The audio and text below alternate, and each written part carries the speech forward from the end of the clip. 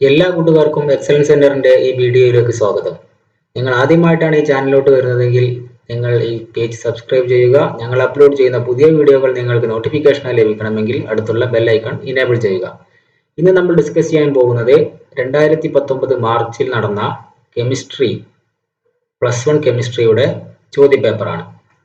അപ്പോൾ നമുക്ക് നേരെ ചോദ്യത്തിലോട്ട് പോകാം. The first question. The lowest hypothetical temperature at which gases are supposed to occupy zero volume is called. ഒരു gas ഏത് താപനിലയിലാണ് 0 വ്യാപ്തം അതിന് കൈവരിക്കാനാവുന്നത് എന്നുള്ളതാണ് ഒന്നാമത്തെ ചോദ്യം. നമ്മൾക്കറിയാം ടെമ്പറേച്ചർ വോളിയം റിലേഷൻഷിപ്പ് നമുക്ക് തരുന്നത് ചാൾസ് ലോ ആണ്. നമ്മൾ അതിന്റെ സൊല്യൂഷനിലോട്ട് പോവുകയാണെങ്കിൽ according to Charles law volume at a temperature T will be equal to V0 into 273.15 plus T divided by 273.15. So this Vt will be 0 when T equal to minus 273.15 degrees Celsius. This temperature is called absolute zero temperature. സത്യം NCERT ബുക്കിൽ ഈ ഒരു graph വളരെ വ്യക്തമായിട്ട് തന്നെ കൊടുത്തിട്ടുണ്ട്. നമ്മളൊരു വാതകത്തിന്റെ ഐസോ ബാർസ് വരയ്ക്കുമ്പോൾ ഓരോ കോൺസ്റ്റന്റ് പ്രഷറിലും നമ്മൾ ഗ്രാഫ് വരയ്ക്കുമ്പോൾ ആ ഗ്രാഫ് എല്ലാം ഒരു സാങ്കല്പികമായിട്ട് നമ്മൾ നീട്ടി വരച്ചാൽ അതൊരു പോയിന്റിൽ മീറ്റ് ചെയ്യുന്നതായിട്ട് നമുക്ക് കാണാം. ആ ഒരു ടെമ്പറേച്ചറാണ് -273.15 ഡിഗ്രി സെൽഷ്യസ്. അതിനെ നമ്മൾ ആബ്സല്യൂട്ട് സീറോ ടെമ്പറേച്ചർ എന്ന് വിളിക്കുന്നു. ഇനി നമുക്ക് അടുത്ത ചോദ്യത്തിലോട്ട് നോക്കാം. Which among the following is A molecular hydride? So അത് നമുക്ക് 4 ഓപ്ഷൻ തന്നിട്ടുണ്ട്. ഈ 4 ഓപ്ഷനിൽ നിന്ന് ഏതെങ്കിലും ഒന്ന് സെലക്ട് ചെയ്ത് അതിന്റെ ചെറിയൊരു റീസണും കൂടെ നമ്മൾ എഴുതി കൊടുത്താൽ മതിയാകും. നമ്മൾ അതിന്റെ സൊല്യൂഷനിലോട്ട് പോവുകയാണെങ്കിൽ മോളിക്കുലർ ഹൈഡ്രൈഡ് എന്താണെന്നാണ് നമ്മൾ ആദ്യം മനസ്സിലാക്കേണ്ടത്. ഒരു ഡൈഹൈഡ്രജൻ മീൻസ് H2 അല്ലെങ്കിൽ ഹൈഡ്രജൻ ഒരു പി ബ്ലോക്ക് എലമെന്റ് ആയിട്ട് ഒരു മോളിക്കുലർ കോമ്പൗണ്ട് ഫോം ചെയ്യുകയാണെങ്കിൽ അതിനെ നമ്മൾ മോളിക്കുലർ ഹൈഡ്രൈഡ് എന്നാണ് ജനറലി വിളിക്കാറുള്ളത്. സോ അതിന് എക്സാമ്പിൾ ആണ് CH4, NH3, H2O, HF എല്ലാം. ഇതിൽ നിന്നും ഓപ്ഷനിൽ തന്നിട്ടുള്ളത് NH3 ആണ്. എന്ന് പറഞ്ഞാൽ നമ്മൾ NH3 ടിക്ക് ചെയ്ത് കൊടുക്കേണ്ടതാണ്. ഇനി നമുക്ക് മൂന്നാമത്തെ ചോദ്യത്തിലോട്ട് പോകാം. അവിടെ ഒരു കോമ്പൗണ്ട് തന്നിട്ടുണ്ട്. ആ കോമ്പൗണ്ടിന്റെ IUPAC നെയിമാണ് നമ്മളോട് ചോദിച്ചിട്ടുള്ളത്. ഇങ്ങനെ ഒരു കോമ്പൗണ്ട് കാണുമ്പോൾ നമ്മൾ ആദ്യം തന്നെ നമ്മൾ ഒരിക്കലും മറന്നു പോകാണ്ടിരിക്കേണ്ട ഒരു സംഭവമുണ്ട്. എന്താണെന്ന് വെച്ചാൽ നമ്മൾ അറിയാതെ ഇത് ബെൻസീൻ ആണെന്ന് അങ്ങ് തെറ്റിദ്ധരിച്ചു പോകും. പക്ഷെ ഇത് നമുക്കറിയാം ഇവിടെ ഡബിൾ ബോണ്ട് തന്നിട്ടില്ല, അല്ലെങ്കിൽ ഒരു സർക്കുലർ റിംഗ് ആയിട്ട് തന്നിട്ടില്ല. അതുകൊണ്ട് തന്നെ ഇത് സൈക്ലോഹെക്സേൻ ആണ്. ഇനി നമുക്കിതിന്റെ നമ്പറിംഗ് ഞാൻ ഇതിൽ അടയാളപ്പെടുത്തിയിട്ടുണ്ട്. നിങ്ങൾക്ക് കാണാം 1ാം നമ്പർ 1, 2, 3, 4, 5, 6 ഇങ്ങനെയാണ് ഇതിന്റെ ആന്റി ക്ലോക്ക് വൈസ് ഡയറക്ഷനിലാണ് നമ്മൾ ഇതിന്റെ നമ്പറിംഗ് കൊടുക്കേണ്ടത്. ഇനി ഇവിടെ 2 മീഥൈൽ ഗ്രൂപ്പ് വന്നിട്ടുണ്ട്. 3rd പൊസിഷനിൽ ഒരു ഈഥൈൽ ഗ്രൂപ്പും വന്നിട്ടുണ്ട്. അപ്പോൾ ഇതിന്റെ നമ്പറിംഗ് വരുമ്പോൾ 3 ഈഥൈൽ 1,1 ഡൈമീഥൈൽ സൈക്ലോഹെക്സൈൻ എന്ന് നമുക്ക് നേരിട്ട് എഴുതാവുന്നതാണ്. ഇനി നമുക്ക് 4ാമത്തെ ചോദ്യത്തിലോട്ട് പോകാം. Predict the product obtained by the reaction of Li with O2. അപ്പോൾ Liയും O2 തമ്മിൽ പ്രവർത്തിച്ചാൽ ഉണ്ടാകുന്ന ഉൽപ്പന്നം ഏതെന്നാണ് ചോദ്യം. അപ്പോൾ നമുക്കറിയാം Li എന്നുള്ളത് ഫസ്റ്റ് ഗ്രൂപ്പ് എലമെന്റ് ആണ്. ഓക്സിജൻ എന്ന് പറയുന്നത് 16ാം ഗ്രൂപ്പാണ്. സോ Liന്റെ വാലൻസ് 1ഉം ഓക്സിജന്റെ വാലൻസ് 2ഉം ആണ്. അപ്പോൾ ഒരു ഓക്സിജൻ ആറ്റം O2ന് വേണ്ടിയിട്ട് നമ്മൾക്ക് 4 ലിഥിയം വേണ്ടി വരും. അപ്പോൾ അതിന്റെ ഒരു റിയാക്ഷൻ എഴുതുമ്പോൾ 4Li + O2 gives 2Li2O എന്ന് പറഞ്ഞാൽ എസ് ബ്ലോക്ക് എലമെന്റിന് ഒരു ഇലക്ട്രോൺ പോകണം, ഓക്സിജന് 2 ഇലക്ട്രോൺ കിട്ടുകയും വേണം. അപ്പോൾ O2ന് 4 ഇലക്ട്രോൺ കിട്ടേണ്ടതായിട്ടുണ്ട്. അപ്പോൾ 4Li + O2 gives 2Li2O. ഇതാണ് ഇതിന്റെ ഓക്സൈഡ് വരുന്നത്. Li2 എന്നുള്ളതാണ് അതിന്റെ ഓക്സൈഡ്. ഇനി നമുക്ക് അടുത്ത ചോദ്യത്തിലോട്ട് പോകാം. 5ാമത്തെ ചോദ്യം. According to the first law of thermodynamics for an isolated system ΔU will be equal to. So നമുക്കറിയാം ഈ ഫസ്റ്റ് ലോ ഓഫ് തെർമോഡൈനാമിക്സ് പ്രകാരം energy of an isolated system is constant. So it means energy means U is constant. So what will be the ΔU? It will be 0. Energy of an isolated system is constant, or change in energy of an isolated system will be 0. It's a അതൊരു thermodynamics പാഠത്തിൽ നിന്നുള്ള ഒരു direct ചോദ്യം തന്നെയാണ്. അടുത്ത ചോദ്യം 6ാമത്തെ ചോദ്യത്തിലോട്ട് പോവുകയാണെങ്കിൽ the minimum value for the product of uncertainties in position and momentum of a moving microscopic particle is equal to. നമുക്കറിയാം സ്ട്രക്ചർ ഓഫ് ആറ്റം ഉള്ള പാഠത്തിൽ നിന്നുള്ള ഹൈസൻബർഗ് അൺസർട്ടനിറ്റി പ്രിൻസിപ്പിൾ ഡയറക്റ്റ് ആയിട്ട് ചോദിച്ചിരിക്കുകയാണ്. നമുക്കറിയാം delta X into delta B, delta എക്സും delta B നമുക്ക് uncertainty principle പ്രകാരം ഒരുമിച്ച് നമുക്ക് കിട്ടുകയില്ല. സോ അതിൻ്റെ മാത്തമാറ്റിക്കൽ ഫോമാണ് delta X into delta B will be greater than or equal to H by 4π. And ഇതിൽ എമ്മിൻ്റെ വാല്യൂ 1 കൊടുത്താൽ minimum value will be H by 4π. ഇനി നമുക്ക് അടുത്ത ചോദ്യത്തിലോട്ട് പോകാം. 7ാമത്തെ ചോദ്യം എന്താണെന്ന് വെച്ചാൽ റൗണ്ട് ഓഫ് ചെയ്യാനാണ്. 0.0525 എന്നുള്ള നമ്പർ നമ്മൾ 2 സിഗ്നിഫിക്കൻറ്റ് ഫിഗറിലോട്ട് നമ്മൾ റൗണ്ട് ചെയ്യേണ്ടതാണ്. അപ്പോൾ ആദ്യം എത്ര സിഗ്നിഫിക്കൻറ്റ് ഫിഗർ ഉണ്ട് എന്നുള്ളത് പറ്റി നമുക്ക് നല്ല വ്യക്തമായ ധാരണ വേണം. നമുക്കറിയാം ഡെസിമലിന് ശേഷം ഫസ്റ്റ് ഡിജിറ്റ് വരുന്നതിൻ്റെ മുന്നേ ഉള്ള സീറോകൾ സിഗ്നിഫിക്കൻറ്റ് ഫിഗർ അല്ല. എന്ന് പറഞ്ഞാൽ ഈ സീറോയും സിഗ്നിഫിക്കൻറ്റ് ഫിഗർ അല്ല. ബാക്കിയുള്ള 3 എണ്ണമാണ് സിഗ്നിഫിക്കൻറ്റ് ഫിഗർ ആയിട്ട് കണക്കാക്കുന്നത്. എന്ന് പറഞ്ഞാൽ ഇതിൽ തന്നിരിക്കുന്ന സംഖ്യയിൽ 3 സിഗ്നിഫിക്കൻറ്റ് ഫിഗർ ഉണ്ട്. ഇതിൽ നിന്ന് നമുക്ക് ഒഴിവാക്കേണ്ടത് ഒരു സിഗ്നിഫിക്കൻറ്റ് എന്ന് പറഞ്ഞാൽ 2 നമ്പറിലോട്ടാണ് നമുക്ക് ഇത് റൗണ്ട് ചെയ്യേണ്ടത്. എന്ന് പറഞ്ഞാൽ അവസാനത്തെ ഈ 5 നമുക്ക് ഒഴിവാക്കേണ്ടതുണ്ട്. അപ്പോൾ നമുക്കറിയാം നമ്മളിങ്ങനെ റൗണ്ട് ചെയ്യുമ്പം അവസാനത്തെ നമ്പർ ഒഴിവാക്കുമ്പോൾ അത് 5ൽ താഴെയുള്ള നമ്പർ ആണെങ്കിൽ അത് നമുക്ക് ഡയറക്റ്റ് ആയിട്ട് കളയാവുന്നതാണ്. 5ൽ മേലെയുള്ള നമ്പർ ആണെങ്കിൽ നമ്മൾ അതിൻ്റെ തൊട്ട് മുന്നേ ഉള്ള ഈ 2 എന്നുള്ളത് 3 ആക്കിയിട്ട് കൂട്ടിയിട്ടാണ് നമ്മൾ റൗണ്ട് ചെയ്യേണ്ടത്. എന്ന് പറഞ്ഞാൽ ഇതിപ്പോൾ 0.0526 ആയിരുന്നെങ്കിൽ നമ്മൾ ഇത് റൗണ്ട് ചെയ്യുക 0.053 എന്നുള്ളതായിരിക്കും. പക്ഷെ ഇവിടെ 5 ആയതുകൊണ്ട് നമുക്ക് ഇതിൻ്റെ തൊട്ട് മുന്നേ വന്നിട്ടുള്ള നമ്പർ ഏതാണെന്ന് നോക്കേണ്ടതുണ്ട്. അതിൻ്റെ തൊട്ട് മുന്നേ വന്നിട്ടുള്ള 2 എന്നുള്ളത് അത് ഇരട്ട സംഖ്യയാണ്. ഇരട്ട സംഖ്യയാണെങ്കിൽ നമുക്ക് ഈ 5 ഡയറക്റ്റ് ആയിട്ട് കളയാവുന്നതാണ്. ഇനി അഥവാ അത് ഒറ്റ സംഖ്യ ആയിരുന്നെങ്കിൽ നമ്മൾ അത് കളഞ്ഞിട്ട് ഇവിടെയുള്ള സംഖ്യ കൂട്ടി എഴുതേണ്ടതാണ്. എന്ന് പറഞ്ഞാൽ നമുക്ക് സൊല്യൂഷനിലോട്ട് പോവുകയാണെങ്കിൽ ഇവിടെ ഈവൻ നമ്പർ ആണ് ഞാൻ പറഞ്ഞല്ലോ. അപ്പോൾ ഈ ഈവൻ നമ്പർ ആയതുകൊണ്ട് തന്നെ നമുക്ക് ഇത് ഡയറക്റ്റ് ആയിട്ട് കളയാം. അപ്പോൾ ഇതിൻ്റെ ആൻസർ, ഈ ക്വസ്റ്റ്യൻ്റെ ആൻസർ ആയിട്ട് വരുന്നത് 0.052 അല്ലെങ്കിൽ നമുക്കതിനെ 5.2 × 10⁻² എന്നും എഴുതാം. In case the question is asked like this, 0.0535 ആണ് നിങ്ങളോട് റൗണ്ട് ചെയ്യാൻ പറഞ്ഞിട്ടുണ്ടായിരുന്നെങ്കിൽ ഈ കളയേണ്ട 5ന് തൊട്ട് മുന്നേയുള്ള സംഖ്യ ഒറ്റ സംഖ്യ ആയതിനാൽ നമ്മൾ കളയുന്നതിനോടൊപ്പം ഈ 3ലേക്ക് 1 കൂട്ടിയിടുകയും വേണം. എന്ന് പറഞ്ഞാൽ 0.054 ആയിരിക്കും നിങ്ങളുടെ ഉത്തരം. ഇനി നമുക്ക് 8ാമത്തെ ചോദ്യത്തിലോട്ട് പോകാം. 8 മുതൽ 20 വരെയുള്ള ചോദ്യങ്ങൾക്ക് 2 മാർക്ക് വീതമുണ്ട്. അതുകൊണ്ട് നമ്മൾ ചെറുതായിട്ട് അതിൻ്റെ എക്സ്പ്ലനേഷനും കൂടി കൂട്ടി എഴുതേണ്ടതുണ്ട്. 8ാമത്തെ ചോദ്യം എന്ന് പറഞ്ഞാൽ draw the Newman projections of the eclipsed and staggered conformations of ethane molecule. അപ്പോൾ നമുക്ക് ഈ ഒരു ചോദ്യം ആൻസർ ചെയ്യാൻ നമ്മൾക്ക് ആദ്യം അറിയേണ്ടത് ഈഥേൻ എന്ന് പറഞ്ഞാൽ CH3CH3. കോൺഫർമേഷൻ എന്ന് പറഞ്ഞാൽ എന്താണെന്ന് നമുക്ക് അറിയേണ്ടതുണ്ട്. കൺഫർമേഷൻ എന്ന് പറഞ്ഞിട്ടുണ്ടെങ്കിൽ സാധാരണ സി സിംഗിൾ ബോണ്ട് വരുന്ന സിഗ്മ ബോണ്ട് വരുന്ന ആൽക്കൈൻസിൽ ഇതിൽ carbon to carbon single bond ആയതിനാൽ അതിനെ ഈ 2 കാർബണും ഫ്രീ റൊട്ടേഷൻ ഇത് ഒരു ആക്സിസ് ആയിട്ട് എടുത്തിട്ട് ഇതിന് തമ്മിൽ അങ്ങോട്ടും ഇങ്ങോട്ടും റൊട്ടേറ്റ് ചെയ്യാനുള്ള ഒരു ചാൻസ് ഉണ്ട്. അപ്പോൾ ഇത് ഒരു സീനെ വിത്ത് റെസ്പെക്ട് മറ്റേ കാർബൺ റൊട്ടേറ്റ് ചെയ്യുമ്പോൾ അത് നമുക്ക് വേറെ ഡിഫറെൻ്റ് ആയിട്ടുള്ള സ്പേഷ്യൽ അറേഞ്ച്മെന്റ് നമുക്ക് തരും. അപ്പോൾ ഈ ഡിഫറെൻ്റ് ആയിട്ടുള്ള സ്പേഷ്യൽ അറേഞ്ച്മെന്റ് എന്ന് പറഞ്ഞാൽ അതിൻ്റെ പ്രോപ്പർട്ടീസും ഡിഫറെൻ്റ് ആയിരിക്കും. ഇങ്ങനെ ഡിഫറെൻ്റ് പ്രോപ്പർട്ടീസ് കാണിക്കുന്ന കോമ്പൗണ്ട്സിനെയാണ് നമ്മൾ കൺഫർമേഷൻസ് അല്ലെങ്കിൽ കൺഫർമേഴ്സ് അല്ലെങ്കിൽ റോട്ടാമേഴ്സ് എന്ന് വിളിക്കും. ഈ ഒരു കൺഫർമേഴ്സിനെ നമ്മൾ റെപ്രസെന്റ് ചെയ്യാൻ ഉപയോഗിക്കുന്ന ഒരു മെത്തേഡാണ് ന്യൂമാൻ പ്രൊജക്ഷൻ. ന്യൂമാൻ പ്രൊജക്ഷനിൽ നമ്മൾ ഈഥേൻ നമ്മൾ പ്രൊജക്റ്റ് ചെയ്യുകയാണെങ്കിൽ ഇങ്ങനെയാണ് വരിക. എന്ന് പറഞ്ഞാൽ നമ്മൾ ന്യൂമാൻ പ്രൊജക്ഷനിൽ 2 കാർബണാണ് ഇപ്പോൾ ഇവിടെ തന്നിട്ടുള്ള ഈഥേനിലുള്ളത്. ആദ്യത്തെ കാർബൺ നമ്മൾ പോയിന്റ് ആയിട്ട് നമ്മൾ മാർക്ക് ചെയ്യും. പുറകിലുള്ള കാർബണിനെ റിയർ കാർബണിനെ നമ്മൾ ഒരു സർക്കിൾ ആയിട്ട് റെപ്രസെന്റ് ചെയ്യും. അപ്പോൾ ആദ്യത്തെ ഡോട്ടുള്ള കാർബണിൽ നമ്മൾ 3 ഹൈഡ്രജൻ വരയ്ക്കും, CH3 വരയ്ക്കും, പുറകിൽ നിന്നുള്ളതും വരയ്ക്കും. എന്നതിന് ശേഷം പുറകിലുള്ള കാർബൺ ഏതാനും ആംഗിളുകൾ റൊട്ടേറ്റ് ചെയ്താൽ എന്തായിരിക്കും അതിന്റെ സ്പേഷ്യൽ അറേഞ്ച്മെന്റ് ഉള്ളത് നമ്മൾ അടുത്തതായിട്ട് വരയ്ക്കും. അപ്പോൾ എല്ലാം ഒരേ ലൈനിൽ വരുന്നതാണെങ്കിൽ അതിന് എക്ലിപ്സ്ഡ് എന്നും, അത് വേറെ വേറെ ഉള്ള ആംഗിളിൽ വരികയാണെങ്കിൽ അതിനെ സ്റ്റാഗേർഡ് എന്നും വിളിക്കും.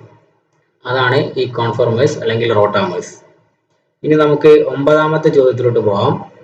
9ാമത്തെ ചോദ്യത്തിൽ ചോദിച്ചിട്ടുള്ളത് calculate the pH of 10⁻⁻2 molar aqueous solution of H2SO4. pH value കണ്ടുപിടിക്കാനാണ് പറഞ്ഞിട്ടുള്ളത്. അപ്പോൾ pH വാല്യൂ എന്ന് പറയുന്നത് pH is equal to minus logarithmic of H3O plus concentration. So നമുക്കറിയാം ഒരു മോളിക്യൂൾ H2SO4 നമുക്ക് 2 മോൾ H+ തരും. അപ്പോൾ 10⁻⁻2 മോളാർ കോൺസെൻട്രേഷൻ ഉള്ള ഒരു സൊല്യൂഷനിൽ 2 × 10⁻⁻2 H3O+ ഉണ്ടായിരിക്കുന്നതാണ്. സോ അതിന്റെ pH വാല്യൂ എന്ന് പറയുന്നത് മൈനസ് log 10 ഓഫ് 2 × 10⁻⁻2. ഇതിന്റെ വാല്യൂ നിങ്ങൾക്ക് ഡയറക്റ്റ് ആയിട്ട് കിട്ടുന്നതാണ്. ഇത് നമ്മൾ ഇതിന് അഥവാ ചോദിച്ചിട്ടുള്ളത് 10⁻⁻2 HCl സൊല്യൂഷൻ ആയിട്ടുണ്ടായിരുന്നെങ്കിൽ നമുക്ക് ഈ ഒരു 2 എന്ന ഫാക്ടർ വരികയില്ല.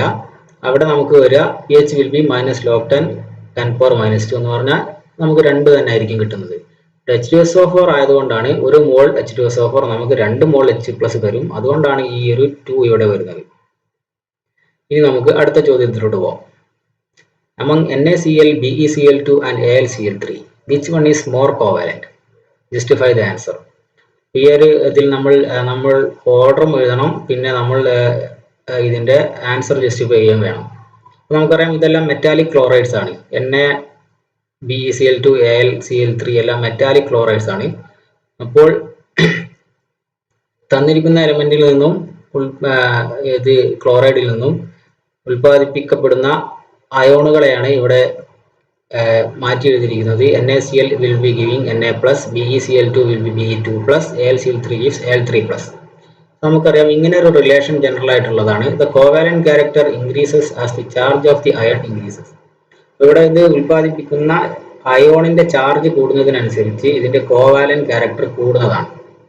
എന്ന് പറഞ്ഞാൽ ഇതിൽ Al3+ എന്നുള്ള അയോണിനാണ് ഏറ്റവും കൂടുതലായിട്ട് കോവാലന്റ് ക്യാരക്ടർ കാണിക്കാൻ കഴിയുന്നത്. എന്ന് പറഞ്ഞാൽ AlCl3ക്കാണ് ഏറ്റവും കൂടുതൽ കോവാലന്റ് നേച്ചർ ഉള്ളത്. അത് കഴിഞ്ഞാൽ BeCl2, അത് കഴിഞ്ഞാൽ NaCl. So the order will be NaCl less than BeCl2 less than AlCl3. The most covalent character will be shown by AlCl3. ഇനി നമ്മൾക്ക് 11ാമത്തെ ചോദ്യത്തിലോട്ട് പോകാം. Differentiate homolytic cleavage from heterolytic cleavage of covalent bonds. അപ്പോൾ ഇത് രണ്ടും എന്താണെന്ന് നമ്മൾക്ക് അവിടെ വ്യക്തമാക്കി കൊടുക്കേണ്ടതുണ്ട്.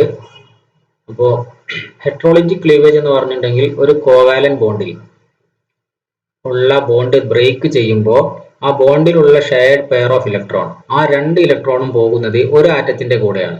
എന്ന് പറഞ്ഞാൽ ഇപ്പോൾ ഈ ഒരു ബോണ്ടിൽ CH3 ബ്രോമിൻ ഈ ഒരു ബോണ്ടിൽ ഉള്ള ഈ 2 ഇലക്ട്രോണും പോകുന്നത് ഈ ബ്രോമിന്റെ അടുത്തേക്കാണ്. എന്ന് പറയുമ്പോൾ ബ്രോമിന് ഒരു മൈനസ് ചാർജ് കിട്ടും. CH3 will be getting a plus charge. So the reaction will be CH3Br will gives CH3 plus Br minus. ഈ ഉണ്ടായിട്ടുള്ള CH3+നെ കാർബോകാറ്റയാണെന്ന് വിളിക്കുന്നത്. ഇനിയിപ്പോൾ ഇതൊരു ഹോമോളിറ്റിക് ക്ലീവേജ് ആണെങ്കിൽ എന്താണ് സംഭവിക്കുക എന്ന് നോക്കാം. ഈ ഒരു ബോണ്ടിലുള്ള 2 ഇലക്ട്രോൺ, ഓരോ ഇലക്ട്രോണും ഓരോരുത്തർക്ക് ലഭിക്കുന്നതാണ്. എന്ന് പറഞ്ഞാൽ ഈ Rന് ഒരു ഇലക്ട്രോൺ ലഭിക്കും, ഈ ഒരു Xന് ഒരു ഇലക്ട്രോൺ ലഭിക്കും. ആ ഇലക്ട്രോണെയാണ് ഈ ഡോട്ടായിട്ട് നമ്മൾ ഇവിടെ മാർക്ക് ചെയ്തിരിക്കുന്നത്. എന്ന് പറഞ്ഞാൽ one of the electrons of the shared pair in A covalent bond goes with each of the bonded atoms. 2 പേർക്കും ഓരോന്ന് വീതം കിട്ടും. എന്ന് പറഞ്ഞാൽ അതിൽ ഉൽപ്പാദിപ്പിക്കുന്ന ഈ ഒരു R with an electron is called free radical. ഇതിനെ ഫ്രീ റാഡിക്കൽ എന്ന് നമ്മൾ വിളിക്കുന്നു. ഇനി നമുക്ക് അടുത്ത ചോദ്യത്തിലോട്ട് പോകാം. 12ാമത്തെ ചോദ്യം. Mention 2 observations which could not be explained by the wave nature of electromagnetic radiations. Electromagnetic radiationsന്റെ വേവ് നാച്ചർ കൊണ്ട് നമുക്ക് എക്സ്പ്ലെയിൻ ചെയ്യാൻ പറ്റാത്ത 2 കാര്യങ്ങളെ പറ്റിയാണ് ചോദിച്ചിരിക്കുന്നത്. NCERT വളരെ കൃത്യമായിട്ട് പറഞ്ഞിട്ടുണ്ട്. അത് ഒരു black body radiation and photo electric effect. ഇത് 2 എഫക്റ്റ് നമുക്ക് വേവ് നാച്ചർ കൊണ്ട് നമുക്ക് ഒരിക്കലും എക്സ്പ്ലെയിൻ ചെയ്യാൻ പറ്റില്ല. ഇത് നമുക്ക് പാർട്ടിക്കിൾ നാച്ചർ അല്ലെങ്കിൽ വേറെ നാച്ചർ, ക്വാണ്ടം ഫിസിക്സ് വെച്ചിട്ടാണ് ക്വാണ്ടം നാച്ചർ വെച്ചിട്ടാണ് നമ്മൾ എക്സ്പ്ലെയിൻ ചെയ്യുന്നത്. അപ്പോൾ അപ്പോൾ നമ്മൾ ഈ ഒരു ചോദ്യം ഉത്തരം കൊടുക്കുമ്പോൾ നമ്മൾ ഈ 2ഉം എഴുതുക. അതിന്റെ ചെറിയൊരു എക്സ്പ്ലനേഷൻ നമ്മൾ കൊടുക്കുക. ബ്ലാക്ക് ബോഡി റേഡിയേഷൻ എന്നാൽ ഒരു ഹോട്ട് ബോഡിയിൽ നിന്നും എമിറ്റ് ചെയ്യാനുള്ള ഒരു ബോഡിയുടെ നാച്ചറിനെയാണ് ബ്ലാക്ക് ബോഡി റേഡിയേഷൻ എന്ന് വിളിക്കുന്നത്. ഫോട്ടോ ഇലക്ട്രിക് എഫക്റ്റ് എന്ന് പറഞ്ഞിട്ടുണ്ടെങ്കിൽ ഒരു സർഫസിൽ നിന്നും സർഫസിലേക്ക് ഒരു റേഡിയേഷൻ, അത് ലൈറ്റ് ആവാം വേറെ എന്ത് റേഡിയേഷനും അടിക്കുമ്പോൾ അതിൽ നിന്ന് ഇലക്ട്രോണിനെ പുറന്തള്ളാനുള്ള ആ ഒരു ബോഡിയുടെ കഴിവിനാണ് ഫോട്ടോ ഇലക്ട്രിക് എഫക്റ്റ് എന്ന് പറയുന്നത്. ഈ രണ്ട് എഫക്റ്റും നമുക്ക് വേവ് നാച്ചർ വെച്ച് നമുക്ക് എക്സ്പ്ലെയിൻ ചെയ്യാൻ പറ്റുന്നതല്ല. ഇനി നമുക്ക് അടുത്ത ചോദ്യത്തിലോട്ട് പോകാം. 13th question. Chlorine has the most negative electron gain enthalpy. Justify the statement. അപ്പോൾ ഈ ഒരു കേസ് NCERT വളരെ കൃത്യമായിട്ട് തന്നെ ഈ ഒരു കേസ് ക്ലോറിൻ്റെ കേസ് തന്നെ കൊടുത്തിട്ടുണ്ട്. അപ്പം ഇലക്ട്രോൺ ഗെയിൻ എൻതാൽപ്പിന്റെ ഒരു ജനറൽ ട്രെൻഡ് നമുക്ക് അറിയേണ്ടതാണ്. ഇപ്പോൾ ഒരു ജനറൽ റൂൾ ആയിട്ട് ഇലക്ട്രോൺ ഗെയിൻ എൻതാൽപ്പി നമ്മൾ ഒരു പീരിയോഡിക് ടേബിളിൽ വലത്തോട്ട് പോകുമ്പോൾ ഇലക്ട്രോൺ ഗെയിൻ എൻതാൽപ്പി കൂടും. ഇലക്ട്രോൺ ഗെയിൻ എൻതാൽപ്പി എന്ന് പറഞ്ഞിട്ടുണ്ടെങ്കിൽ enthalpy change accompanied when an electron is added to an neutral gaseous atom. ഒരു ന്യൂട്രൽ ആറ്റത്തിലേക്ക് ഒരു ഇലക്ട്രോൺ കടന്നു വരുമ്പോൾ അതിലുണ്ടാവുന്ന എൻതാൽപ്പി ചേഞ്ചിനാണ് നമ്മൾ ഇലക്ട്രോൺ ഗെയിൻ എൻതാൽപ്പി എന്ന് പറയുന്നത്. അപ്പോൾ ഒരു പീരിയോഡിക് ടേബിളിൽ വലത്തോട്ട് പോകുന്നതിനനുസരിച്ച് അതിന് ഇലക്ട്രോൺ ഗെയിൻ എൻതാൽപ്പി നമുക്ക് കൂടുന്നതാണ്. എന്ന് പറഞ്ഞാൽ 16-17 ഗ്രൂപ്പിലുള്ള എലമെന്റ്സിന് വളരെയധികം ഇലക്ട്രോൺ ഗെയിൻ എൻതാൽപ്പി കൂടുതലായിരിക്കും. രണ്ടാമത്തെ ഒരു ജനറൽ റൂളായിട്ട് പറയുന്നത് electron gain enthalpy become less negative down the group. ഒരു ഗ്രൂപ്പിൽ നമുക്ക് അതിന്റെ അടിയിലോട്ട് പോകുന്നതിനനുസരിച്ച് അതിന്റെ ഇലക്ട്രോൺ ഗെയിൻ എൻതാൽപ്പി കുറഞ്ഞു വരും. എന്ന് പറഞ്ഞാൽ ഗ്രൂപ്പിൽ ഏറ്റവും മുകളിലുള്ള എലമെന്റ്സിനായിരിക്കും കൂടുതൽ ഇലക്ട്രോൺ ഗെയിൻ എൻതാൽപ്പി ഉള്ളത്. അപ്പോൾ നമുക്കറിയാം, ഇപ്പോൾ 17ാം ഗ്രൂപ്പിലെ ഏറ്റവും മുകളിലുള്ള എലമെന്റ്സിനായിരിക്കും ഇലക്ട്രോൺ ഗെയിൻ എൻതാൽപ്പി ഏറ്റവും കൂടുക.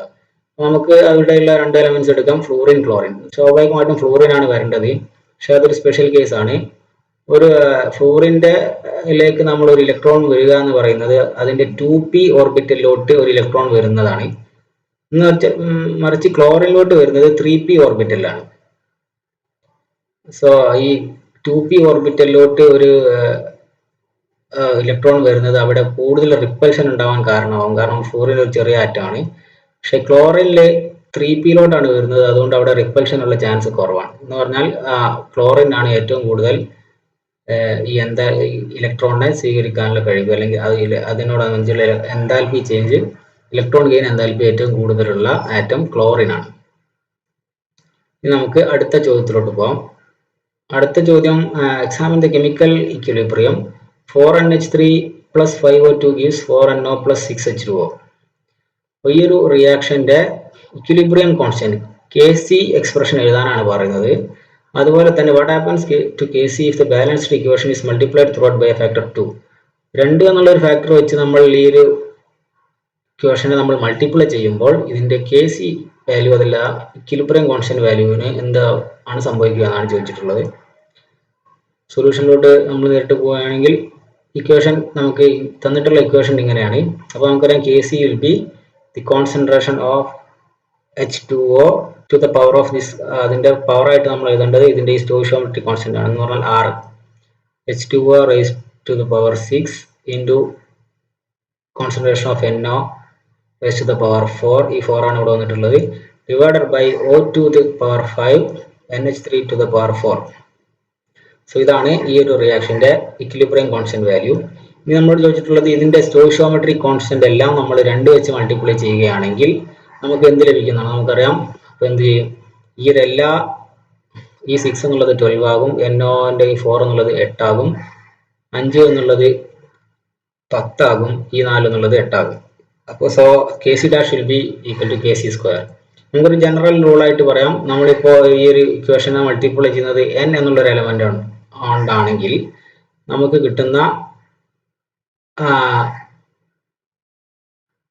പുതിയ ഇക്വിലിബ്രിയം കോൺസ്റ്റന്റ് എന്ന് പറയുന്നത് Kc to the power n ആയിരിക്കും. നമുക്ക് 15ാമത്തെ ചോദ്യത്തിലോട്ട് പോകാം. Give the chemical equations for the steps involved in the ozonolysis of propene. Propene എന്ന് പറയുമ്പോൾ CH3CH ഡബിൾ ബോണ്ട് CH2. ഇതിന്റെ ഓസോണോളിസിസ് റിയാക്ഷൻ ആണ് ചോദിച്ചിരിക്കുന്നത്. അപ്പോൾ നമുക്ക് ഓസോണോളിസിസ് എന്ന് പറഞ്ഞാൽ ഒരു ആറ്റം ഒരു കോമ്പൗണ്ടിന്റെ കൂടെ ഓസോണിനെ ആഡ് ചെയ്യുന്നതിനാണ് ഓസോണോളിസിസ് എന്ന് പറയുന്നത്. അഡീഷൻ ഓഫ് ഓസോൺ മോളിക്യൂൾ എന്ന് പറഞ്ഞാൽ ഈ ഒരു കേസിൽ നമ്മൾ പ്രൊപ്പീൻ പ്ലസ് ഓക്സിജൻ അത് വേറൊരു ഓസോണൈഡ് ആയിട്ട് മാറും. അതിലേക്ക് നമ്മൾ പിന്നെ സിങ്ക് പ്ലസ് H2O കൊടുക്കുമ്പോൾ അതിൽ പിന്നെയും അത് വേറെ കോമ്പൗണ്ട്സ് ആയിട്ട് മാറുന്നതാണ്. അതിനെയാണ് നമ്മൾ ജനറൽ ആയിട്ട് ഓസോണോളിസിസ് എന്ന് പറയുന്നത്. ഇപ്പോൾ പ്രൊപ്പീൻ്റെ ഓസോണോളിസിസ് റിയാക്ഷൻ എഴുതാനാണ് ഈ ഒരു ക്വസ്റ്റ്യനിൽ പറഞ്ഞിട്ടുള്ളത്. അപ്പോൾ ജനറലി ഈ ഓസോണോളിസിസ് റിയാക്ഷൻ നമ്മൾ യൂസ് ചെയ്യുന്നത് എന്തിനാണെന്ന് വെച്ചിട്ടുണ്ടെങ്കിൽ ഈ ആറ്റത്തിലുള്ള ഡബിൾ ബോണ്ട്സ് ഈ ഡബിൾ ബോണ്ട്സിനെ ഡിറ്റക്ട് ചെയ്യാൻ വേണ്ടിയിട്ടാണ്. ഇങ്ങനെ ഡബിൾ ബോണ്ട് ഉണ്ടാകുമ്പോഴേ നമുക്ക് ഇങ്ങനെയുള്ള എലമെന്റ്സ് കിട്ടുകയുള്ളൂ. അപ്പോൾ അത് അതിൻ്റെ ഒരു ഡബിൾ ബോണ്ട് ഡിറ്റക്ട് ചെയ്യാനുള്ള ഒരു മെത്തേഡായിട്ടാണ് നമ്മൾ ഈ ഓസോണോളിസിസിനെ ഉപയോഗിക്കുന്നത്.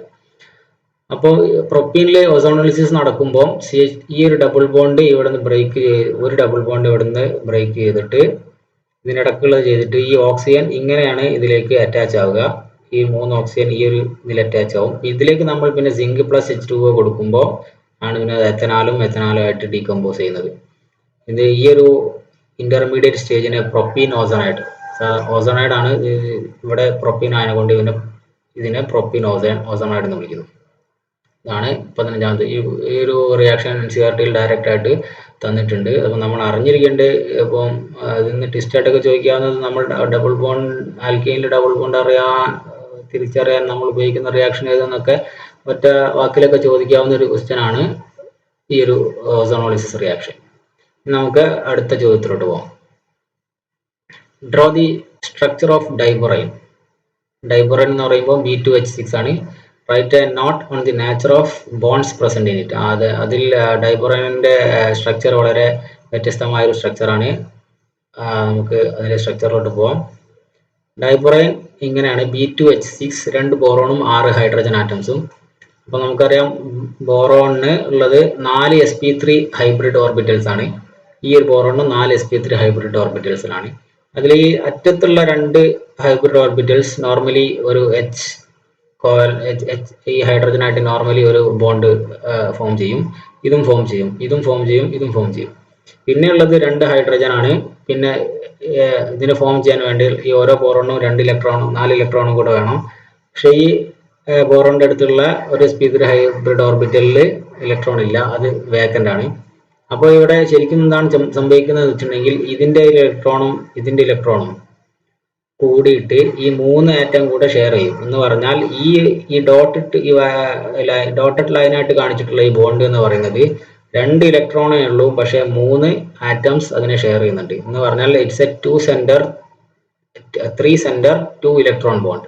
ഈ സാധാരണ ഈ BH ബോണ്ട് എല്ലാം ഇപ്പോൾ നമ്മൾ കാണുന്ന ഈ BH ബോണ്ട് എല്ലാം 2 സെന്റർ 2 ഇലക്ട്രോൺ ബോണ്ടാണ്. എന്നാൽ ഈ ഒരു ബോണ്ടും ഇവിടെ ഇങ്ങനെ കാണിക്കുന്ന ഈ ബോണ്ടും അതിൽ 3 സെന്റർ ഉണ്ട്, പക്ഷെ 2 ഇലക്ട്രോണേ ഉള്ളൂ. എന്ന് പറഞ്ഞാൽ അത് 3 സെന്റർ 2 ഇലക്ട്രോൺ ബോണ്ടാണ്. അതിനെയാണ് നമ്മൾ ജനറലി ബനാന ബോണ്ട് എന്നാണ് വിളിക്കുന്നത്. ഈ ഹൈഡ്രജൻ ഈ 3 സെന്റർ 2 ഇലക്ട്രോൺ ബോണ്ടിനെ ബനാന ബോണ്ട് എന്ന് വിളിക്കുന്നു. ഈ ഒരു സ്ട്രക്ചറാണ് നമ്മൾ ഈ ഒരു ക്വസ്റ്റ്യന്റെ ആൻസർ ആയിട്ട് നമ്മൾ ഇതിൽ എക്സ്പ്ലെയിൻ ചെയ്ത് കൊടുക്കേണ്ടത്. ഇനി അടുത്ത ചോദ്യത്തിലോട്ട് പോകാം. 17ാമത്തെ ചോദ്യം. What is meant by spontaneous process? Give the criterion of spontaneity in terms of delta G. Delta G എന്ന് പറയുമ്പോൾ change in free energy for a process taking place at constant temperature and pressure. So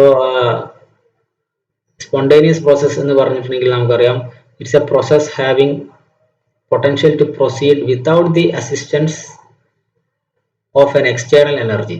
ഒരു external എനർജിയുടെ ആവശ്യമില്ലാതെ തന്നെ നോർമലായിട്ട് നടക്കുന്ന ഒരു റിയാക്ഷനെ നമ്മൾ സ്പോണ്ടേനിയസ് പ്രോസസ് എന്ന് പറയുന്നത്. നോർമൽ എക്സ്റ്റേണൽ പ്രഷർ ഒന്നും നമ്മൾ കൊടുക്കേണ്ട ഒരു കാര്യമില്ല.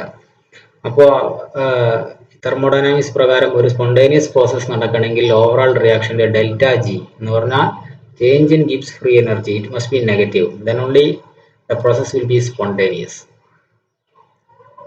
അതൊരു ഡയറക്റ്റ് ചോദ്യം തന്നെയാണ്. അടുത്തതായി നമുക്ക് 18ാമത്തെ ചോദ്യത്തിലോട്ട് പോകാം. Give the relation between molar mass of a gas M and its density D. How are the densities of O2 and CH4 related? They are kept at the same temperature and pressure.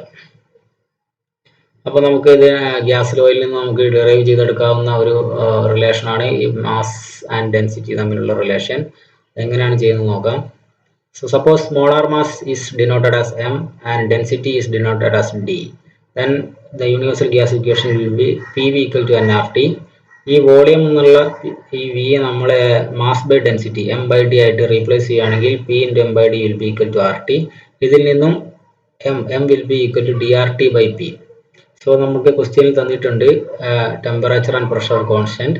അങ്ങനെയാണെങ്കിൽ നമുക്ക് അതിൽ so this RT by P is a constant, so M will be proportional to D. If m is proportional to d, we can write it. We can write like this: m1 by m2 will be equal to d1 by d2. So, what asked in the question is relation between the densities of oxygen and CH4. So m1, we will let 1 denote oxygen. So m1 will be 32 and m2 will be 16. CH4 mass 16 oxygen mass 32 ആണ് നമുക്കറിയാം. So the relation will be d1 by d2 will be equal to 32 by 6 equal to 2. So density of oxygen will be twice the density of methane. ഇതാണ് ഈ ഒരു 18ാമത്തെ ചോദ്യത്തിൽ നമ്മൾ derive ചെയ്തെടുക്കേണ്ട ഒരു relation എന്ന് പറയുന്നത്. നമുക്ക് അടുത്ത ചോദ്യത്തിലോട്ട് പോകാം. 19ാമത്തെ ചോദ്യം ചോദിച്ചിരിക്കുന്നത് represent the Lewis structure of O3 molecule and assign the formal charge on each atom. അപ്പോൾ നമുക്ക് ഇത് ഒരു ഓസോൺ മോളിക്യൂളിന്റെ ലൂയിസ് സ്ട്രക്ചർ ആണ് ചോദിച്ചിട്ടുള്ളത്. ലൂയിസ് സ്ട്രക്ചർ വരയ്ക്കാൻ നമുക്കറിയാം, അതിൽ എല്ലാ ആറ്റത്തിലും നമ്മൾ 8 ഇലക്ട്രോൺ ഈ വരുന്ന രീതിയിൽ നമ്മൾ അതിൽ മാർക്ക് ചെയ്യുന്നതാണ്. അപ്പോൾ ഓസോണിന്റെ കേസ് എടുക്കുകയാണെങ്കിൽ അതിന് 3 ഓക്സിജൻ ഉണ്ട്. അപ്പോൾ നമ്മൾ ഓരോ ഓക്സിജനും എ ബി സി എന്ന് മാർക്ക് ചെയ്തിട്ടുണ്ട്. പിന്നെ ഇതിന്റെ കൂടെ നമ്മളോട് ഫോർമൽ ചാർജും കണ്ടെത്താൻ പറഞ്ഞിട്ടുണ്ട്. ലൂയിസ് സ്ട്രക്ചർ വരയ്ക്കുമ്പോൾ നമുക്കറിയാം ഈ ഒരു ഓക്സിജന് ആൾറെഡി 3 ബോണ്ട് വരച്ചു. അപ്പോൾ 6 ഇലക്ട്രോൺ അതിന് ഷെയർ ആയിട്ട് കിട്ടി. പ്ലസ് അതിൻ്റെ ഒരു 2 ഇലക്ട്രോണും കൂടെ ബാക്കി ഉണ്ടാവും. ഇതിന് 1 ബോണ്ടേളോ അത് കൂടെ അത് 6 ഇലക്ട്രോൺ കിട്ടും. ഇതിന് 2 ബോണ്ട് ഉണ്ട്, അപ്പോൾ 4 ഇലക്ട്രോൺ ആയി. ബാക്കി 4 ഇലക്ട്രോൺ അതിൻ്റെതായിട്ടുണ്ട്. ഇങ്ങനെയാണ് ഇതിന്റെ ലൂയിസ് സ്ട്രക്ചർ. ഇതിന്റെ ഫോർമൽ ചാർജ് കാൽക്കുലേറ്റ് ചെയ്യുന്നത് വെച്ചിട്ടുണ്ടെങ്കിൽ ഫോർമൽ ചാർജിന്റെ ഇക്വേഷൻ നമുക്കറിയണം. Formal charge of an atom equal to total number of valence electrons in the free atom.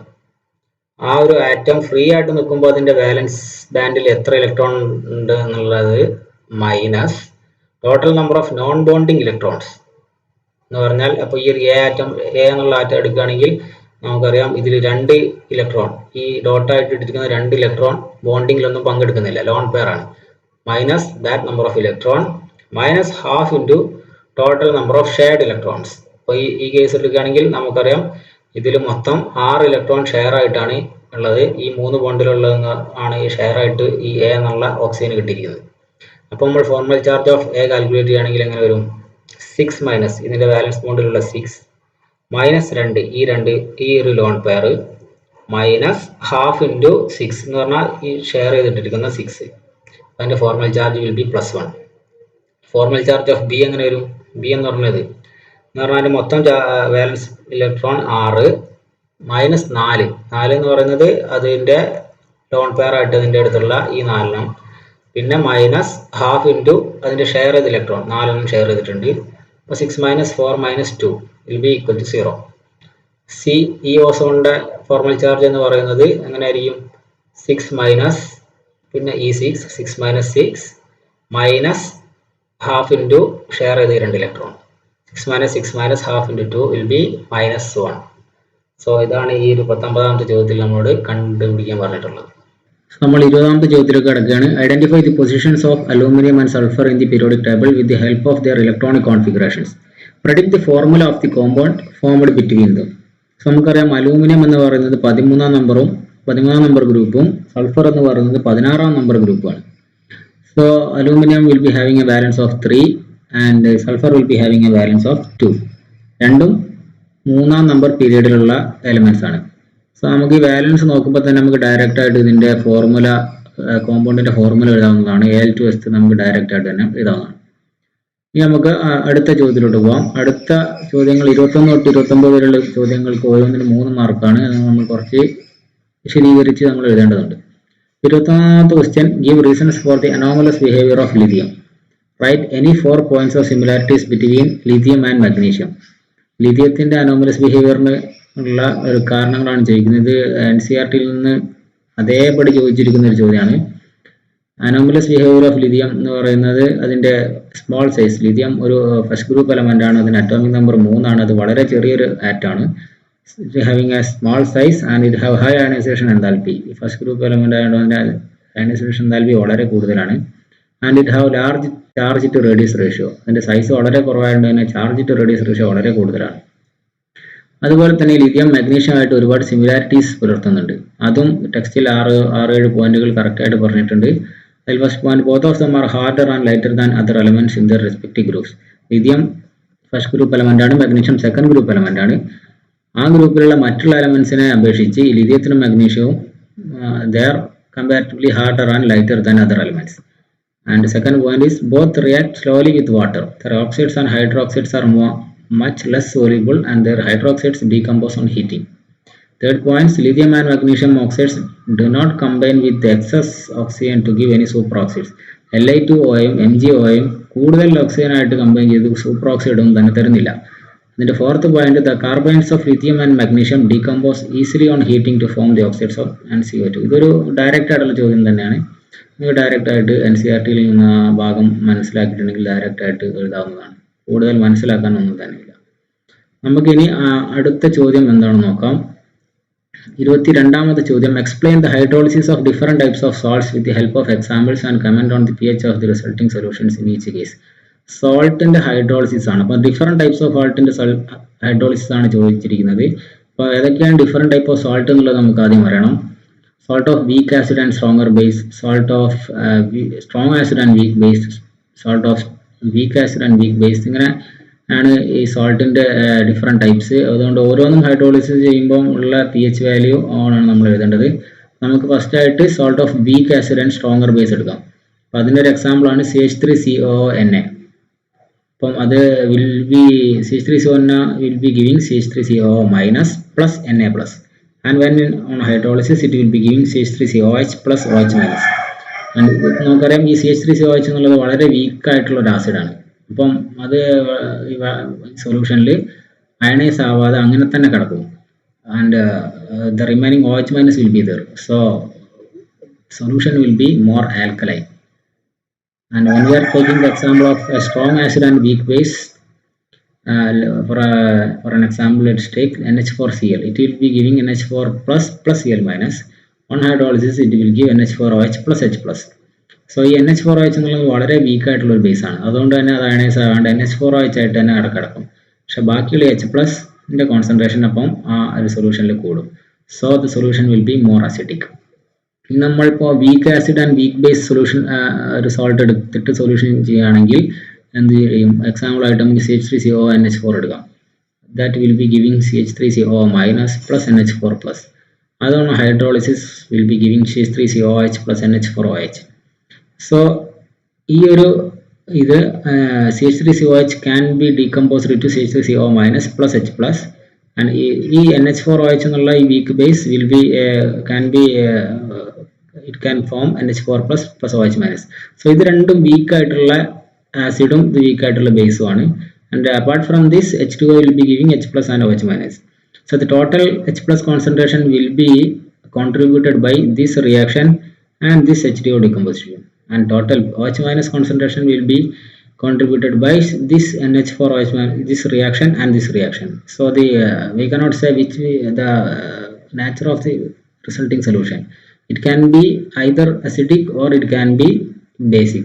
So it is depending upon the pKa and pKb values of these equations. So generally we can write pH will be 7 plus half into pKa minus pKb. That is, it can be greater than or less than 7.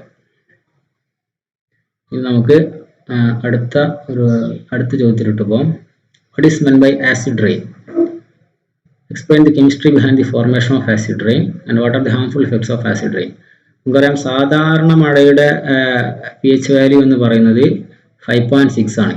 ഈ 5.6ൽ താഴെ ഈ pH value മഴയുടെ എപ്പോൾ കൂടുന്നു, 5.6ന്റെ താഴെയിലോട്ട് എപ്പോൾ പോരുന്നു അതിനെ നമ്മൾ ആസിഡ് റെയിൻ എന്ന് പറയുന്നു. അതിനായിട്ട് ഇൻവോൾവ് ചെയ്തിട്ടുള്ള റിയാക്ഷൻസ് എന്ന് പറയുന്നത് SO2 ആൻഡ് NO2 വാട്ടറായിട്ട് ചെയ്യുന്ന ഓക്സിഡേഷൻ പ്ലസ് ഹൈഡ്രോളിസിസ് റിയാക്ഷൻ ആണ്. ഈ SO2 NO2 എന്ന് പറയുന്നത് നമ്മുടെ ഇൻഡസ്ട്രിയിൽ നിന്നൊക്കെ ഇടുന്ന വാതകങ്ങളാണ്. സോ റിയാക്ഷൻസ് എന്ന് പറയുന്നത് sulphur dioxide plus oxygen plus water will be giving aqueous sulfuric acid and aqueous nitric acid. So this is the reactions involved with acid rain. And third part ആയിട്ട് ചോദിച്ചിരിക്കുന്നത് അതിൻ്റെ ഹാംഫുൾ എഫക്ട്സ് ആണ്. Harmful effect എന്ന് പറയുന്നത് അത് agriculture trees പ്ലാന്റ്സിനൊക്കെ affect ചെയ്യും. അതുപോലെ തന്നെ മണ്ണിലുള്ള ന്യൂട്രിയൻസിനൊക്കെ വാഷ് ഔട്ട് ചെയ്യും. അതുപോലെ തന്നെ ഹ്യൂമൻ ബീങ്സിനെല്ലാം ഈ റെസ്പിറേറ്ററി ഡിസീസസ് ഒക്കെ വരാനുള്ള കാരണമാകും. ഈ ഒരു 3 പോയിന്റ് ആയിട്ട് എഴുതേണ്ട കാര്യം ഉള്ളൂ. ഇനി നമുക്ക് അടുത്ത ചോദ്യത്തിലോട്ട് പോകാം. Alkynes can be converted selectively into cis alkanes and trans alkenes. Explain with suitable examples. So ഈ ആൽക്കൈൻസിനെ സിസ് ആൽക്കീൻസും ട്രാൻസ് ആൽക്കീൻസുമായി മാറ്റുന്നത് എങ്ങനെയാണെന്നാണ് ചോദിച്ചത്. ഇതൊരു ഡയറക്റ്റ് റിയാക്ഷൻ ഡയറക്റ്റ് ആയിട്ട് ചോദിച്ചിരിക്കുകയാണ്. അപ്പോൾ ഈ സിസ് ആൽക്കീനും ട്രാൻസ് ആൽക്കീനും എന്ന് പറയുന്നത് ഐസോമേഴ്സ് ആണ്. ഇതിൻ്റെ സിസ് എന്ന് പറയുമ്പോൾ ഈ ആർ ഡാഷും സെയിം സൈഡിലോട്ട് വരും. ട്രാൻസ് എന്ന് പറയുമ്പോൾ അത് രണ്ടും ഓപ്പോസിറ്റ് സൈഡിലോട്ടായിട്ട് ആണ് വരിക. അപ്പം സിസ് ആൽക്കൈൻ കിട്ടണമെങ്കിൽ നമ്മൾ ഈ അൽക്കൈൻ ട്രിപ്പിൾ ബോണ്ടാണ്, ആൽക്കൈനെ റെഡ്യൂസ് ചെയ്യണം in the presence of Lindlar catalyst. Lindlar catalyst എന്ന് പറഞ്ഞാൽ പാർഷ്യലി ഡീആക്ടിവേറ്റഡ് പലഡൈസ്ഡ് ചാർക്കോൾ ആണ്. ഈ ഒരു കാറ്റലിസ്റ്റിന്റെ പ്രസൻസിൽ നമ്മൾ റെഡ്യൂസ് ചെയ്യുകയാണെങ്കിൽ നമുക്ക് സിസ് ആൽക്കീൻ കിട്ടും. ഇനി നമ്മൾ സോഡിയം ബാർ ലിക്വിഡ് NH3ന്റെ പ്രസൻസിലാണ് നമ്മൾ റെഡ്യൂസ് ചെയ്യുന്നതെങ്കിൽ നമുക്ക് ട്രാൻസ് ആൽക്കീൻ കിട്ടും. ഇതൊരു വളരെ ഡയറക്റ്റ് ആയിട്ട് ചോദിച്ചിരിക്കുന്ന ഒരു ക്വസ്റ്റ്യൻ ആണ്. ഇനി നമുക്ക് അടുത്തൊരു ചോദ്യത്തിലോട്ട് പോകാം. എ റിയാക്ഷൻ മിക്സ്ചർ, 25ാമത്തെ ചോദ്യമാണ്. A reaction mixture for the production of NH3 gas contains 250 gram of N2 gas and 50 gram of H2 gas. Under suitable conditions, identify the limiting reactant if any and calculate the mass of NH3 produced. അപ്പോൾ നമുക്ക് 2 എലമെന്റിന്റെ available ആയിട്ടുള്ള mass തന്നിട്ടുണ്ട്. അത് നമ്മൾ react ചെയ്യുമ്പോൾ limiting റിയേജന്റിന്റെ ഏതാണ് limiting reagent ആയിട്ട് മാറുക എന്നുള്ളത് കണ്ടുപിടിക്കാനാണ് ക്വസ്റ്റ്യൻ. അപ്പോൾ നമുക്ക് ആദ്യമായിട്ട് ഈ ക്വസ്റ്റ്യൻ സോൾവ് ചെയ്യാൻ നമുക്ക് അറിഞ്ഞിരിക്കേണ്ടതെന്ന് പറഞ്ഞാൽ NH3ന്റെ മോളിക്കുലാർ മാസും N2ന്റെ മോളിക്കുലാർ മാസും അതുപോലെ തന്നെ H2ന്റെ മോളിക്കുലാർ മാസും അറിഞ്ഞാൽ നമുക്ക് സുഖമായിട്ട് ഈ ക്വസ്റ്റ്യൻ ചെയ്യാവുന്നതാണ്. നമുക്കറിയാം സൊല്യൂഷനിലോട്ട് പോവുകയാണെങ്കിൽ ഇതാണ് equation. N2 + 3H2 will be giving 2NH3. Molecular mass of N2 is 28 gram. Molecular mass of H2 is 2 gram. So നമുക്കറിയാം 28 ഗ്രാം N2ന് 6 gram of H2 ആണ് ആവശ്യമുള്ളത്. 28 gram N2 + 3 × 2 6. 28ന് 6 വെച്ചിട്ടുണ്ടെങ്കിൽ നമുക്ക് എത്ര കിട്ടും? NH3ന്റെ മാസ് എത്രയാണ്? 14 + 7 17. 28 + 6 will give 34 gram of NH3. അങ്ങനെയാണ് ഈ ഒരു റിയാക്ഷന്റെ മാസിലുള്ള കണക്ക്. അപ്പോൾ നമുക്ക് മൊത്തം അവൈലബിൾ ആയിട്ടുള്ളത് 250 gram ഓഫ് നൈട്രജൻ ആണ്. അപ്പോൾ 250 gram ഓഫ് നൈട്രജന് എത്ര ഗ്രാം ഹൈഡ്രജൻ ആണ് വേണ്ടതെന്നാണ് നമ്മൾ നോക്കേണ്ടത്. അപ്പോൾ 250 gram നൈട്രജന് വേണ്ടത് 6/28 × 250. 6 ഗ്രാമിന് 28, അങ്ങനെയാണെങ്കിൽ 250 ഗ്രാമിന് 6 × 250/28 gram ഓഫ് H2 ആണ് ആവശ്യം. It will be 53.57 gram hydrogen ആവശ്യമുണ്ട് നമുക്ക് 250 gram നൈട്രജൻ ഫുള്ളായിട്ട് റിയാക്ട് ചെയ്യണമെങ്കിൽ. പക്ഷെ നമുക്ക് ആകെ 50 ഗ്രാമേ ഉള്ളൂ. അപ്പം ഇവിടെ ഒരു കൺസ്ട്രെയിൻ്റ് ആയിട്ട് വരുന്നത് ഹൈഡ്രജന്റെ അവൈലബിലിറ്റി ആണെന്ന് പറഞ്ഞാൽ ഈ റിയാക്ഷനിൽ ലിമിറ്റിംഗ് റിയേജന്റ് ആയിട്ട് വരുന്നത് ഹൈഡ്രജൻ ആണ്. സോ അപ്പം ലിമിറ്റിംഗ് റിയേജന്റ് ആണ് ഏതാണെന്നുള്ളത് നമുക്ക് മനസ്സിലാക്കി കഴിഞ്ഞു, ഹൈഡ്രജൻ ആണ്. ഇനി നമുക്ക് എത്ര ഗ്രാം നൈട്രജൻ ആണ് NH3 ആണ് ഇതിൽ നിന്ന് ഉൽപ്പാദിപ്പിക്കുന്നത് നമുക്ക് നോക്കാം. 6 gram of H2 will be giving 34 gram of NH3. നമ്മൾ ആദ്യത്തെ ഇക്വേഷൻ നോക്കി പറഞ്ഞു. അപ്പം 1 gram of H2 will be producing 34/6 gram of NH3. നമുക്കുള്ളത് 50 gram ആണ്. 50 gram of H2 will be producing 34/6 × 50.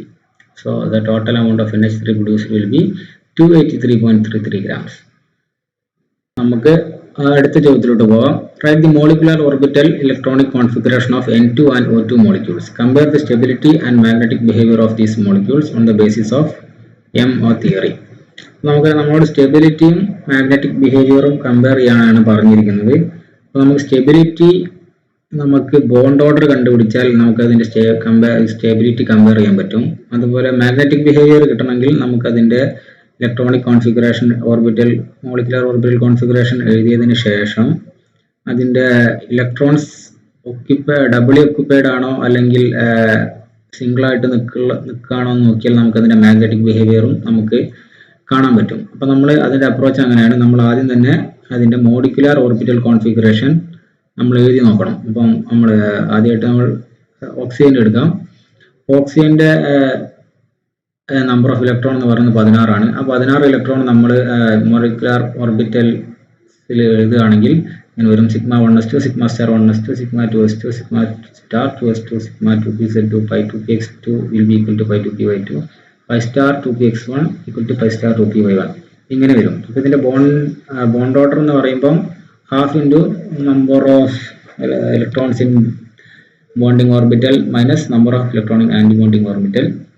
It will be half into 10 - 6. നിങ്ങൾക്ക് നോക്കാം, ഇവിടെ 2, 4, 6, 8, 10. ബോണ്ടിങ് എലമെന്റ്സ് 10 ആണ്. മറ്റേ സ്റ്റാറിൽ 6 ആണ്. Half into 10 - 6 it will be giving 2.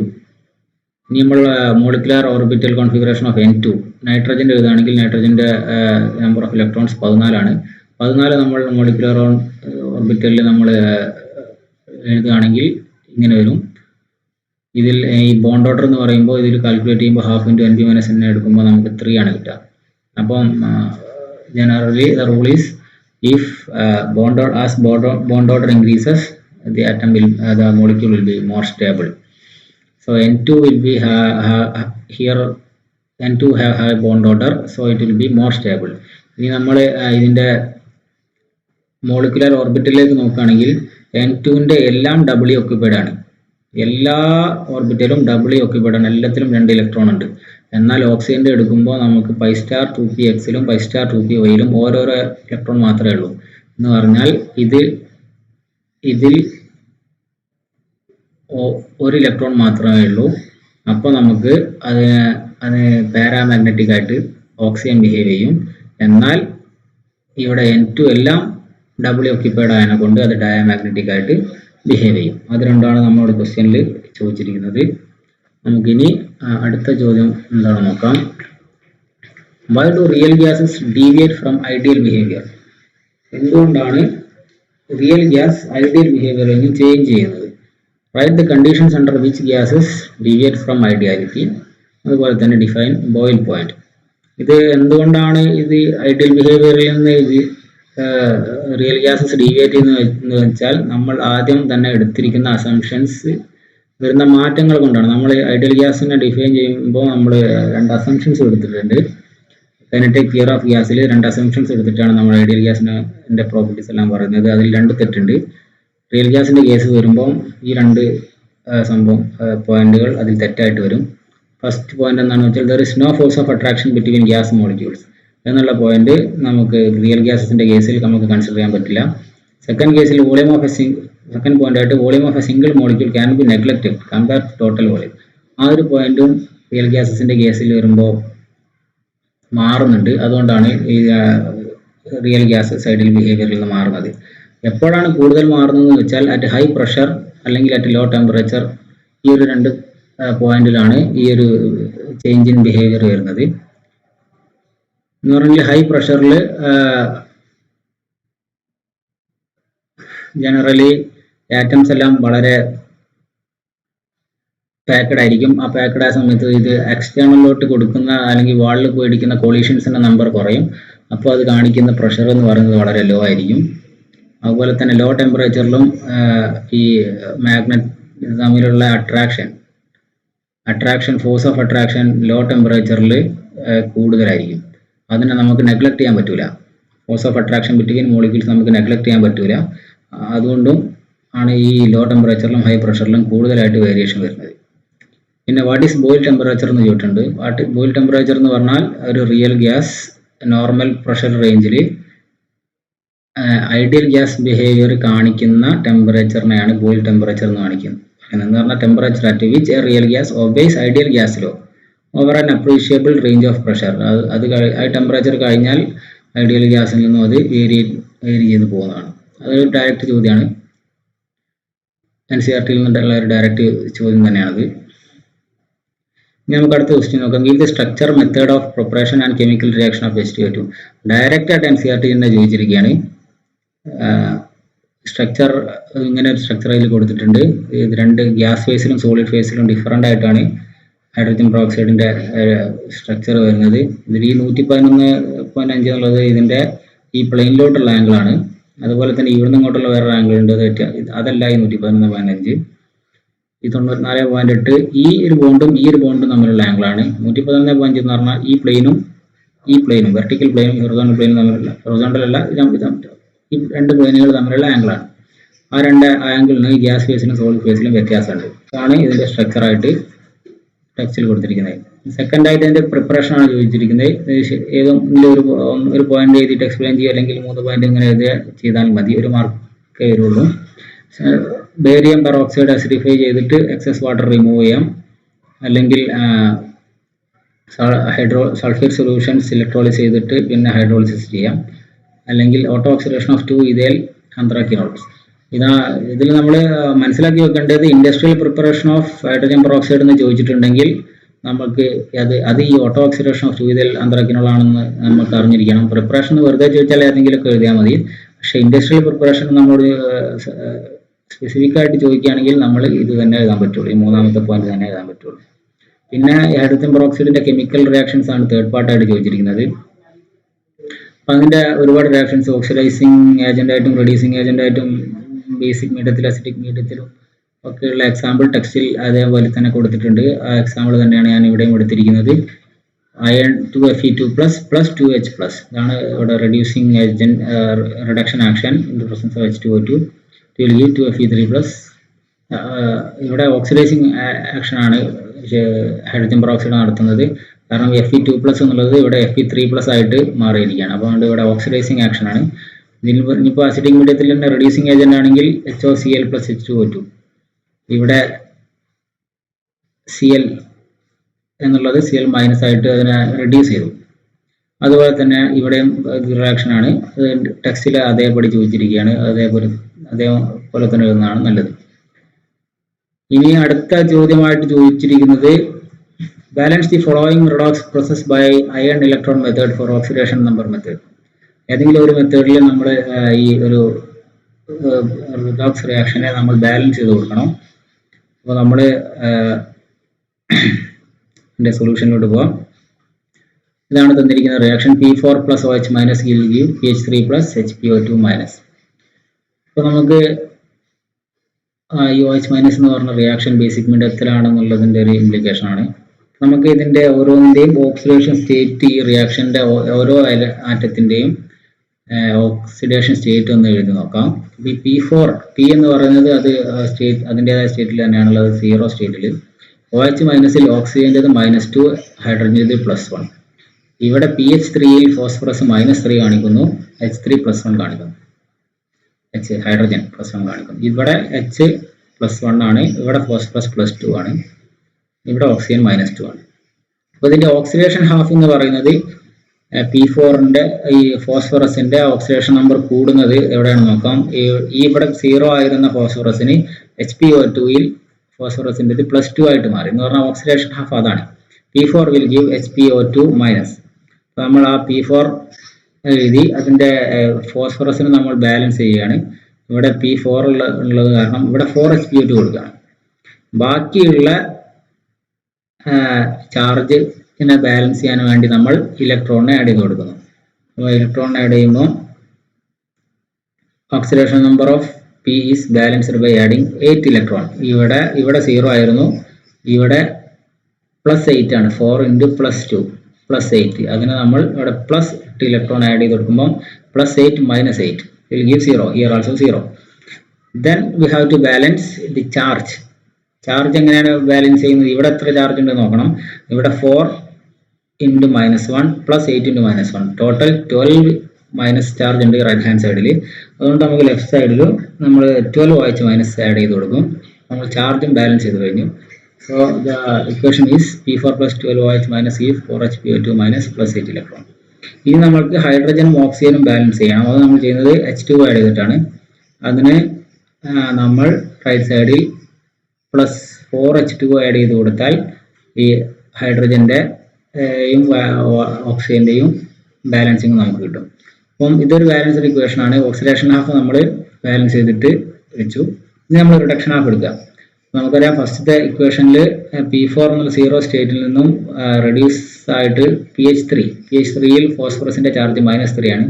എന്ന് പറഞ്ഞാൽ ഇത് ഈ ഒരു സ്ഥലത്ത് ഇത് റെഡ്യൂസ് ആവുകയാണ് ചെയ്തിരിക്കുന്നത്. നമ്മൾ റിഡക്ഷൻ ഓഫ് സെപ്പറേറ്റ് ചെയ്തിട്ട് P4 will give pH3. രണ്ടിന്റെയും ഓക്സിഡേഷൻ സ്റ്റേറ്റ് എഴുതുക. ഇവിടെ 0, ഇവിടെ -3. ഇനി ഓക്സിഡേഷൻ നമ്പറിന്റെ ബാലൻസിങ് കൊടുക്കുക. ഇവിടെ 4 × -3 12 ഇവിടെ കൂടുതലാണ്, 12 മൈനസ് ആണ്. അതുകൊണ്ട് ഇവിടെ 12 ഇലക്ട്രോൺ കൊടുക്കുക. അപ്പം ഓക്സിഡേഷൻ നമ്പർ ബാലൻസ് ആയി. പിന്നെ ചാർജ് ബാലൻസ് കൊടുക്കണം. ഇവിടെ 12 ഇലക്ട്രോൺ മൈനസ് ഉണ്ട്. അതുകൊണ്ട് തന്നെ നമ്മൾ ഇപ്പുറത്ത് OH മൈനസ് ആഡ് ചെയ്തുകൊണ്ട് അതിന്റെ ചാർജും ബാലൻസ് ചെയ്യണം. എന്ന് പറഞ്ഞാൽ ഇവിടെ 12 OH മൈനസ് ഇവിടെ ആഡ് ചെയ്ത് കൊടുക്കുക. ഇനി OH balanced by adding H2O. അത് ലെഫ്റ്റ് ഹാൻഡ് സൈഡിൽ 12 H2O ആഡ് ചെയ്ത് കൊടുക്കുക. ഇനി നമ്മൾ മാർക്ക് ചെയ്തിരിക്കുന്ന ഈ ഫസ്റ്റ് ഇക്വേഷനും ഈ സെക്കൻഡ് ഇക്വേഷനും കൂടെ കമ്പൈൻ ചെയ്തിട്ട് ഒരു ബാലൻസ്ഡ് ഇക്വേഷനാണ് നമുക്ക് ഉണ്ടാക്കേണ്ടത്. അപ്പം അങ്ങനെ ചെയ്യുമ്പോൾ നമ്മൾ ഇലക്ട്രോണിനെ എല്ലാം നമ്മൾ ഒഴിവാക്കണം. ആ ഇലക്ട്രോണിനെ ഒഴിവാക്കാൻ നമ്മൾ ഫസ്റ്റ് ഇക്വേഷനെ 3 വെച്ച് മൾട്ടിപ്ലൈ ചെയ്യുക, രണ്ടാമത്തെ ഇക്വേഷൻ 2 വെച്ച് മൾട്ടിപ്ലൈ ചെയ്യുക.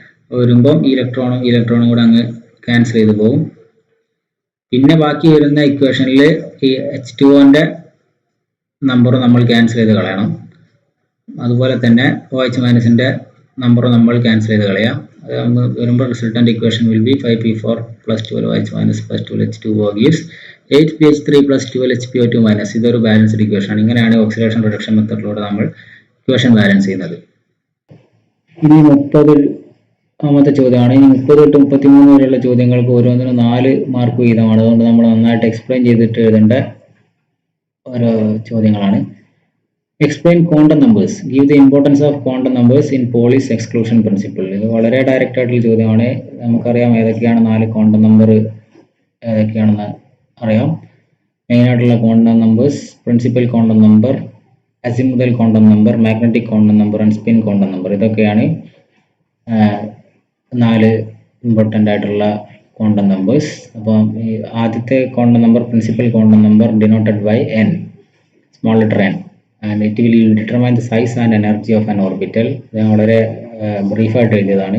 അസിമുതൽ quantum number is denoted as L, and ഇത് നമ്മുടെ സബ്ഷെല്ലും ഷേപ്പ് ഓഫ് ഓർബിറ്റലും ഡിറ്റർമൈൻ ചെയ്യുന്നത് ഈ L എന്നുള്ള അസിമുതൽ ക്വാണ്ടം നമ്പർ ആണ്. അതുപോലെ തന്നെ magnetic quantum number determine the orientation of orbitals in space, is denoted as ML.